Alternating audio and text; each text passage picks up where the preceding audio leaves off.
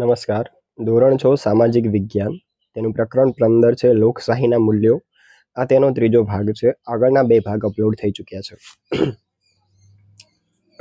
ચેપ્ટરનું નામ સરકાર છે, જેની અંદર ટોપિક જોઈ રહ્યા છે લોકશાહીના મૂલ્યો.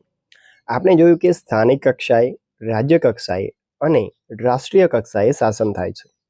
લોકોના જીવન ધોરણને ઊંચું લાવવા અને તેમની સુખાકારી માટે લોકશાહી શાસન વ્યવસ્થા કાર્ય કરે છે. બરાબર. લોકોનું જીવનનું જે સ્તર છે તે ઊંચું આવે, સારું આવે, સુખ સુવિધાપૂર્વક કેવો જીવન જીવી શકે તે માટે સરકાર કામ કરે છે. લોકોને કેન્દ્રમાં રાખી જરૂરિયાત અને ભાવિ આયોજનો કરતી વખતે ધ્યાનમાં રાખવામાં આવે છે. લોકો પોતાની તરફેણમાં મતદાન કરે તે માટે લોકશાહી શાસકો સરકારનું સંચાલન કરે છે. બરોબર. લોકો મને વોટ આપવા જોઈએ તે માટે તેઓ સરકાર ચલાવે છે. લોકોની સુખાકારી, સુવિધા અને વિકાસને મહત્વ આપવું બંધારણને આધારે લોકશાહીના મૂલ્યોનું જતન કરવામાં આવે છે. બંધારણની અંદર જે નિયમો છે એ મુજબ કામ કરવામાં આવે છે. સૌને સમાનતા, સુરક્ષા અને સુવિધા માટે લોકશાહીના મૂલ્યોને ધ્યાનમાં રાખી આયોજનો અને યોજનાઓ અમલી કરી લોકશાહીના મૂલ્યોનું જતન થાય તે માટે કાર્ય થાય તે માટે જરૂરી છે. ત્યારબાદ છે સરકાર અને કાયદો. અહીંયા તમને ન્યાયની દેવીનું ચિત્ર આપવામાં આવ્યું છે, જે તમને કોર્ટની અંદર જોયું હશે, કોઈ ફિલ્મની અંદર પણ જોયું હશે. સરકારનું કામ કાયદા બનાવવાનું છે. બરાબર. નિયમો, દેશ માટેના નિયમો એટલે કે કાયદા બનાવવાનું કામ કોણ કરે છે? સરકાર. આ કાયદા સૌએ માન્ય રાખવા પડે. સરકારને કામ કરવા માટે વિવિધ કાયદા મહત્વનું સ્થાન ધરાવે છે. સરકાર જોડે કાયદાના અમલ સાથે તેમાં સુધારો કરવાની પણ સત્તા હોય છે. બરોબર. કોઈ કાયદો છે જે અત્યારે ઉપયોગી ના હોય અથવા તો તેની અંદર થોડો ઘણો બદલાવ કરવો હોય કોઈ નિયમની અંદર, તો એ સત્તા સરકાર પાસે રહેલી છે, તે તેમાં બદલાવ કરી શકે છે. સરકારના કાયદાને લોકો પડકારી પણ શકે છે. જો લોકોને સારું ના લાગે તો લોકો એનો વિરોધ કરી શકે છે. પોતાના અધિકારો અને થયેલ અન્યાય સામે લોકો કોનો સહયોગ મેળવે છે? અદાલતોનો સહયોગ મેળવે છે. અદાલતમાં સરકારના કાયદાઓ વિરુદ્ધ ફરિયાદો થઈ શકતી હોય છે. સરકારના કાયદા કે કાર્યવાહી સંદર્ભે લોકોને લાગે કે તેનું યોગ્ય રીતે અમલીકરણ નથી થતું, ત્યારે તેઓ પોતાનો અવાજ અદાલતમાં રજૂ કરે છે. સરકારે જે નિયમો બનાવ્યા છે તે માત્ર બનાવવા માટે જ બની ગયા છે? ખરેખર શું લોકો તેનું પાલન કરી રહ્યા છે? જો લોકો પાલન નથી કરી રહ્યા તો પછી અદાલતમાં જઈને તે નિયમો વિરુદ્ધ ફરિયાદ કરવામાં આવે છે અથવા તો જણાવવામાં આવે છે કે નિયમોનું પાલન થઈ રહ્યું નથી. જરૂર જણાય ત્યાં અદાલત સરકારને વિવિધ મુદ્દાઓ માટે સૂચન કે આદેશ કરી શકે છે. કોઈ કાયદો સરકારે બનાવ્યો છે અને અદાલતને યોગ્ય લાગે તો તેની અંદર તે પોતાના સૂચનાઓ આપી શકે છે. આપણે ઉપરના મુદ્દામાં જાણ્યું તેમ સરકાર પ્રજાના હિતમાં જુદા જુદા ક્ષેત્રોમાં શું કરે છે? નિયમો એટલે કે કાયદા બનાવે છે, લોકોનું ભલું થાય એટલા માટે. તે પૈકી માર્ગ સલામતી આપણી સાથે જોડાયેલ મહત્વની બાબત છે, એના વિશે જોવાનું છે.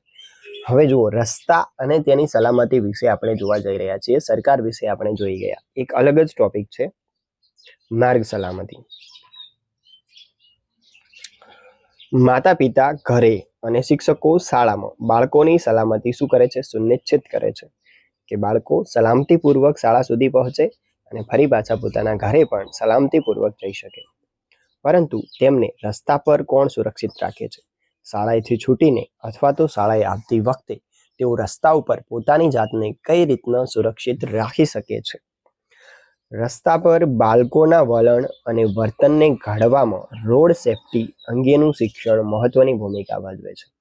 બરોબર. રોડ પર ચાલતી વખતે શું બાબતો ધ્યાનમાં રાખવી જોઈએ તે અંગેનું શિક્ષણ ખૂબ જ મહત્વનું છે. સૌપ્રથમ છે ઝીબ્રા ક્રોસિંગ. ઝીબ્રા પટ્ટાવાળું ઘોડા જેવું આફ્રિકાનું 4 પગવાળા પ્રાણીના શરીર પર કાળા પટ્ટા હોય છે. ઝીબ્રાનું ચિત્ર કે ફોનની અંદર, ટીવીની અંદર તમે જોયું હશે. ઝીબ્રા કેવું હોય છે? કાળા પટ્ટાવાળું હોય છે. આવા પટ્ટાઓ રસ્તા ઉપર તમે રોડ ઉપર કાળો રોડ હોય છે અને સફેદ પટ્ટાઓ દોરેલા જોયા હશે. એને શું કહે છે? ઝીબ્રા ક્રોસિંગ કહે છે. એનો આ શું કહેવાય, કલર બિલકુલ ઝીબ્રા જેવો હોય છે. શહેર કે ગામડાના પાકા રસ્તા પર કાળી અને સફેદ રેખાઓ હોય છે તેને ઝીબ્રા ક્રોસિંગ કહે છે. ઝીબ્રા ક્રોસિંગને રાહદારી ક્રોસિંગ તરીકે પણ ઓળખવામાં આવે છે. બીજું નામ છે.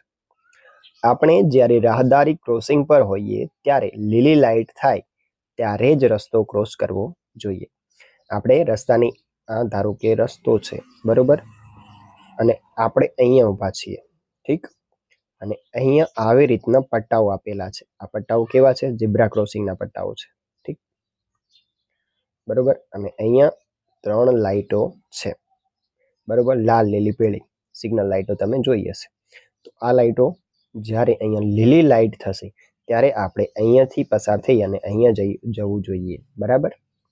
ત્યારે જ ઝીબ્રા ક્રોસિંગ થાય. ક્યારે? લીલી લાઇટ થાય ત્યારે જ.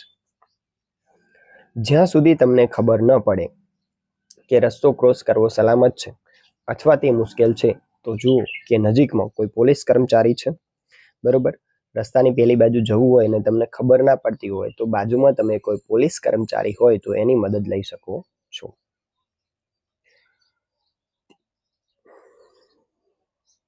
ત્યારબાદ છે ઝીબ્રા ક્રોસિંગ ન હોય ત્યાં શું ધ્યાનમાં રાખવું જોઈએ, ત્યાં શું કરવું જોઈએ. રસ્તો ઓળંગતા પહેલા તમારી જમણી બાજુ જુઓ, પછી ડાબી બાજુ, પછી ફરીથી જમણી તરફ જોઈ અને શાંતિથી રસ્તો ઓળંગવો જોઈએ. પહેલા જમણી બાજુ, પછી ડાબી બાજુ, પછી જમણી બાજુ જોતા જોતા રસ્તો ક્રોસ કરવો જોઈએ. તમે રસ્તો ક્રોસ કરતા હોય ત્યારે સામાન્ય રીતે ટ્રાફિક તમારી જમણી બાજુથી ફરે છે. તેથી સુરક્ષિત રીતે રસ્તો ઓળંગવા માટે તમારે પહેલાં તપાસ કરવી જોઈએ કે તમારી જમણી બાજુ ટ્રાફિક છે કે નહીં, જમણી બાજુથી કોઈ સાધન આવી રહ્યું છે કે નહીં. જ્યારે તે સલામત છે ત્યારે તપાસો કે ડાબી બાજુ પણ કંઈ આવી રહ્યું છે કે નહીં, ટ્રાફિક સાફ છે, રોડ ક્લિયર છે, ના તો જમણી બાજુથી કોઈ સાધન છે દૂર સુધી કે ના તો ડાબી બાજુ. હવે ફરી પાછો જમણી બાજુ જુઓ, કારણ કે જમણી બાજુનો જે રસ્તો તમે જોઈ રહ્યા છો એ સાઈડમાં તમારી બાજુ ઝડપથી સાધન આવી જશે. આને શું કહેવાય છે? એક માર્ગીય રસ્તો. કેટલાક રસ્તાઓ પર ટ્રાફિક એક જ રીતે ફરે છે તો એ વન વે ટ્રાફિક હોય છે, બરોબર. રસ્તાને ઓળંગતા પહેલા બંને બાજુ જોવું જોઈએ. ત્યારબાદ છે રસ્તો ક્રોસ કરતી વખતે ધ્યાનમાં રાખવાની બાબત. રસ્તો ક્રોસ કરતી વખતે દોડવું નહીં. ખૂણા કે વળાંક પર ક્યારેય રસ્તો ક્રોસ ન કરવો. રસ્તાની બાજુમાં પાર્ક કરેલ વાહનો વચ્ચે ક્રોસિંગ કરતી વખતે યાદ રાખો કે તમે ચાલતા ટ્રાફિકને જોઈ શકતા નથી, ત્યારે શાંતિપૂર્વક સલામત અંતર રાખી અને રસ્તો ક્રોસ કરવો જોઈએ. ઓકે, તો આ પાર્ટ અહીંયા રાખીએ છીએ. આના પછી ચોથા ભાગમાં આપણું ચેપ્ટર પૂરું થઈ જશે. ધન્યવાદ અને ચેનલને સબસ્ક્રાઈબ કરો.